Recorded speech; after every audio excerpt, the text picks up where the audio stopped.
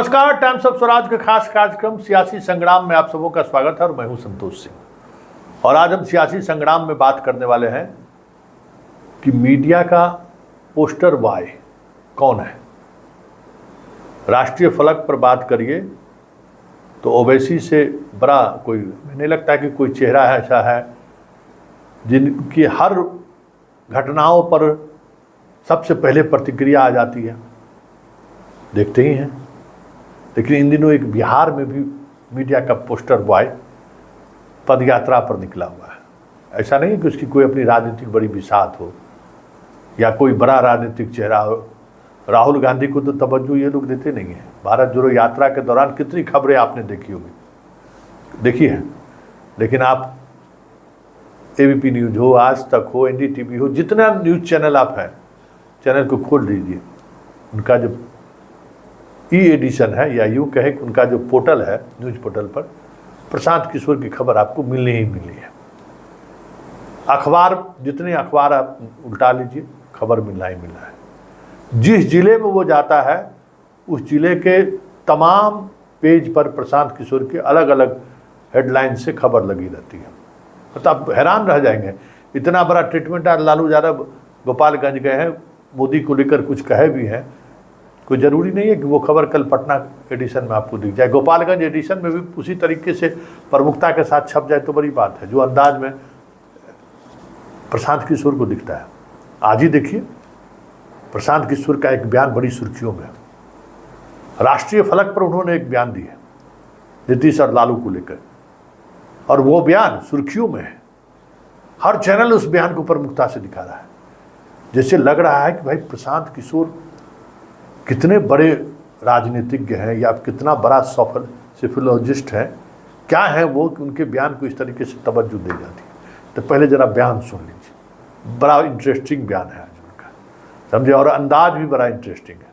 पहले बयान सुन लीजिए, तब फिर हम बयानबाजी के बाद हम आपको बताएंगे कि निशाने पर कौन कौन लोग। नीतीश कुमार जी के पास तो कुछ है ही नहीं, न दल है न इमेज बचा है, तो आप किस आधार पर आपको कोई बना दिए। तो बिहार के पत्रकार जो हैं, ये आप लोग जबरदस्ती का खबर बनाते हैं।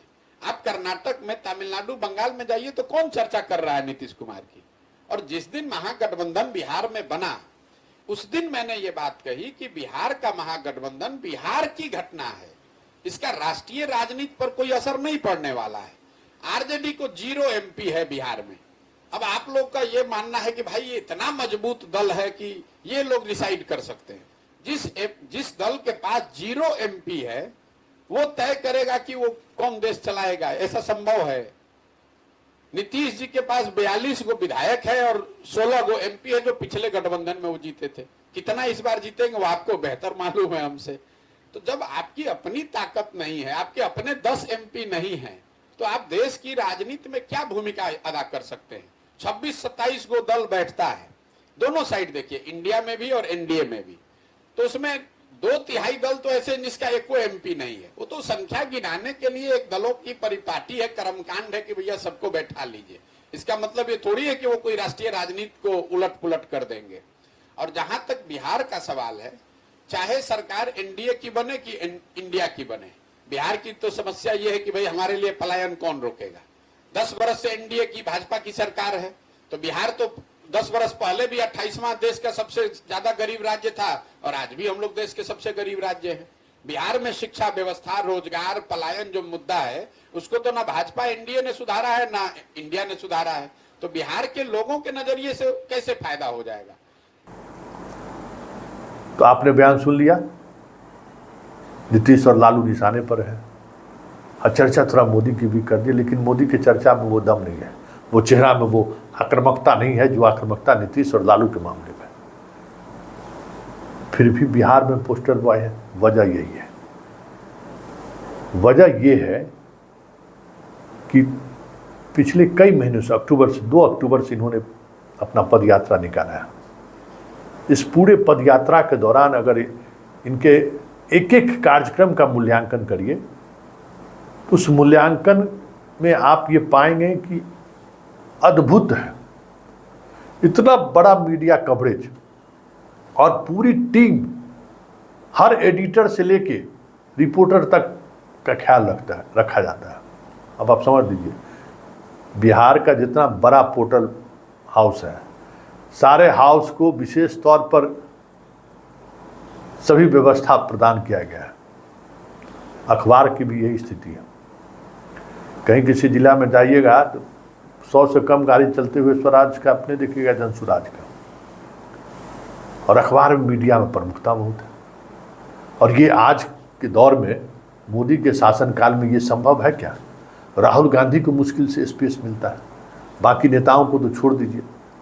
राहुल लद्दाख में चीन के बारे में कुछ बोल दिया तो किसी मीडिया हाउस ने उस खबर को तवज्जो नहीं दी। हाँ, उनके उस बयान पर जो बीजेपी के सारे नेता का जो बयान आया वो प्रमुखता से चलाएगा। राहुल गांधी 10 सेकंड, बाकी नेताओं को 3 मिनट। तो भाई कैसे जगह मिल रहा है? जहाँ नीतीश कुमार को भी उतना स्पेस नहीं मिलता है। लालू यादव तो बेचारे अभी बीमार है तो छोड़ दीजिए। बिहार के मीडिया में अगर आप गौर करिएगा तो उतना स्पेस किसी को नहीं मिल रहा है। तो क्या आपको लगता है कि बिना किसी की सिरपरस्ती का ये हो सकता है? क्योंकि बिहार में भी मीडिया में क्या हो रहा है सबको पता है। नीतीश की इच्छा के बगैर एक दौर था जो कुछ भी नहीं चल सकता था। जब से बीजेपी हटा है वो भी दौर अलग तरीके से देखने को मिल रहा है। और प्रशांत किशोर के मामले में तो अब साफ दिखने लगा है कि बिना सुपर पावर का ये हो ही नहीं सकता है। क्योंकि जो मीडिया का स्वरूप दिख रहा है, काम करने का स्वरूप, वो स्वरूप दिखा रहा है कि बिहार में जो वर्तमान सरकार है उस सरकार के विश्वसनीयता को कैसे तोड़ा जाए। नीतीश कुमार को लेकर देखिएगा, प्रशांत किशोर सबसे ज़्यादा हमलावर रहता है और सारी खबरें नीतीश कुमार के हेडलाइन से ही शुरू होता है। उसका नीतीश पर जिस तरीके से वो हमला बोलेगा, जिस अंदाज में हमला बोलेगा, उसी अंदाज में फ्रंट पेज पर खबर भी छपेगी। अब पत्रकार को कहते हैं कि आप लोग पूछ रहे, कहा जाता है उनकी हैसियत क्या है। अब ये बताइए, दूसरे कोई हैसियत बता रहे हैं। अभी दिल्ली में बीमार थे, बिहार भवन में नीतीश जी ठहरे हुए थे, तो पवन वर्मा के साथ चल गया मिलने के लिए। काहे मिलने गए थे भाई प्रशांत किशोर? काहे गए थे? प्रशांत किशोर को खुलासा करना चाहिए कि क्यों हम गए थे नीतीश जी से मिलने के लिए बिहार भवन, जबकि पूरे बिहार में हम पद यात्रा पर निकले हुए हैं। तो पवन वर्मा के साथ क्यों गए थे आप बिहार भवन? सवाल हम लोग करते हैं तो चुप हो जाते हैं। तो ये आज के राजनीति की सच्चाई है कि मोदी सिर्फ एक ही फ्रंट पर काम नहीं करता है, कई फ्रंटों पर काम करती है बीजेपी में। जितने भी इस तरह के ऑर्गेनाइजेशन हैं, जैसे चिराग बुझ गया ना 2020 के विधानसभा चुनाव में, लेकिन नीतीश का भी तो अस्त हो गया। तो इस तरीके से लड़ाई लड़ते हैं।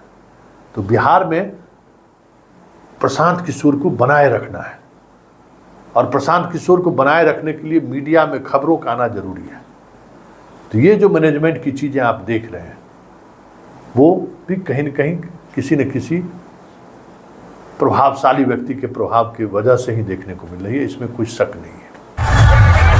और आज हम यही दिखाने की कोशिश कर रहे थे कि भाई जो प्रशांत किशोर है, उनका राजनीतिक उद्देश्य क्या है वो हम आपको पता ही है, लेकिन उस राजनीतिक उद्देश्य को प्राप्त करने के लिए जिस तरह के संसाधनों की जरूरत है, पैसा वाला संसाधन छोड़ दीजिए, तो करोड़ों रुपये खर्च हो रहे हैं, इसका तो कोई हिसाब किताब इसका पता नहीं, ऑडिट होगा कि नहीं होगा, लोग इससे बात करेंगे नहीं, ये तो बात, लेकिन खर्चा हो रहा है, करोड़ रुपये खर्च आगे भी खर्च होगा।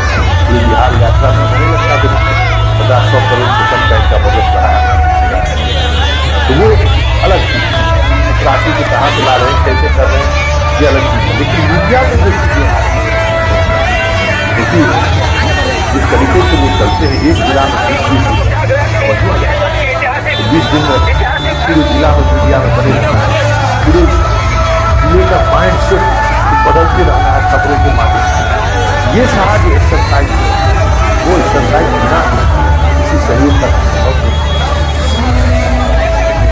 किसान वही लोग हैं जो लोग ऑब्वियसली मतलब हिंदू को बनाए रखने के लिए 2014 से पहले ओबीसी की 2014 के बाद लगता है कि सम्मान मुसलमानों का वही एक प्रवक्ता है। कोई भी कहीं भी कुछ घटना घटी ओवैसी बैठ जाएंगे लाइव पर, सारे चैनल उसका लाइव देना कर देंगे और तो जैसे वो पोस्टर बॉय था हिंदू मुसलमान को लेकर पोस्टर बॉय है, ठीक उसी तरीके से प्रशांत किशोर को बिहार का पोस्टर बॉय बनाया गया है कि खबरों की दुनिया में इस तरीके से बनाए रखें इसको कि प्रशांत किशोर प्रशांत किशोर प्रशांत किशोर प्रशांत किशोर प्रशांत किशोर प्रशांत किशोर, लोग सुनते रहे दिमाग में, कभी भी प्रशांत किशोर से दिमाग लोगों का बाहर नहीं निकले। इसलिए मीडिया मैनेजमेंट जरूरी था और मीडिया का मैनेजमेंट का मतलब मीडिया का पोस्टर बॉय। आज हर किसी घटना पर, राष्ट्रीय फलक पर जो भी बात हो, प्रतिक्रिया प्रशांत किशोर की लगनी ही लगनी है, चाहे उसका संदर्भ प्रशांत किशोर हो या नहीं हो। लेकिन जैसे ही बात टीम हिंदुस्तान की आएगी प्रशांत किशोर की प्रतिक्रिया जरूर आ जाएगी। जैसे ही नीतीश और लालू की बात आएगी प्रशांत किशोर की प्रतिक्रिया जरूर आ जाएगी। हाँ, ये अलग बात है कि राहुल को लेकर बोलते हुए नहीं दिखते हैं, जैसे मोदी को लेकर बोलते हुए नहीं दिखते हैं। तो ये भी पलटू गैंग का सरदारे हैं, कब पलट जाएंगे कहना मुश्किल है। कितना बार पलटे हैं ये भी कहने की जरूरत नहीं है। पलटने का तो धंधे इनका है भाई, हर पार्टी के साथ काम करना तो पलटना ही ना है, वो भी तो एक धंधा ही है। आइडियोलॉजी से कोई मतलब नहीं है, हम आपके लिए काम कर रहे हैं। तो यही है। तो इस पोस्टर बॉय का इस्तेमाल 2024 के पार्लियामेंट इलेक्शन तक होगा, ये अब बहुत ही बखूबी दिखने लगा है। यही सियासत है और इसी सियासत को समझने के लिए हमने आज आपको दिखाया कि बिहार के मीडिया का पोस्टर बॉय कौन है और उस पोस्टर बॉय के पीछे कौन खड़ा है।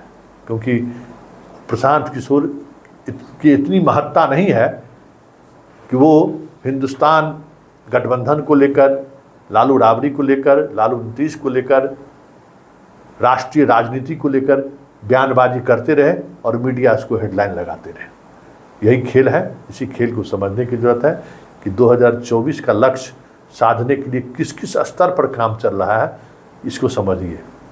हर फ्रंट पर अपने तरीके से लोग लगे हुए हैं कि 2% भी वोट, 1% भी वोट इधर उधर अगर करके कैसे हम जीत हासिल कर सकते हैं और इसके लिए हमको किस तरीके का फोर्स का इस्तेमाल करना है। जैसे मुसलमान वाले में ओबीसी है ना, उसी तरीके से यहाँ प्रशांत किशोर का भी इस्तेमाल बिहार में होगा। ओबीसी फैक्टर काम नहीं कर रहा है बिहार में, तो जातिवादी वाली फैक्टर पर काम कराना है। तो वो काम तभी होगा ना जब प्रशांत किशोर प्रशांत किशोर प्रशांत किशोर सबके कानों में गूंजता रहेगा। तो वो कैसे गूंजेगा? तभी ना गूंजेगा जब मीडिया में खबरें आएंगी। तो आज के सियासी संग्राम में फिलहाल इतना, हमें इजाज़त दीजिए। फिर इसी तरीके से किसी मुद्दों पर हमारी आपकी मुलाकात होगी और हम आप तक पर्दे के पीछे जो राजनीति चल रही है उस राजनीति से हम आपको इसी तरीके से रूबरू कराते रहेंगे। फिलहाल हमें इजाज़त दीजिए। नमस्कार।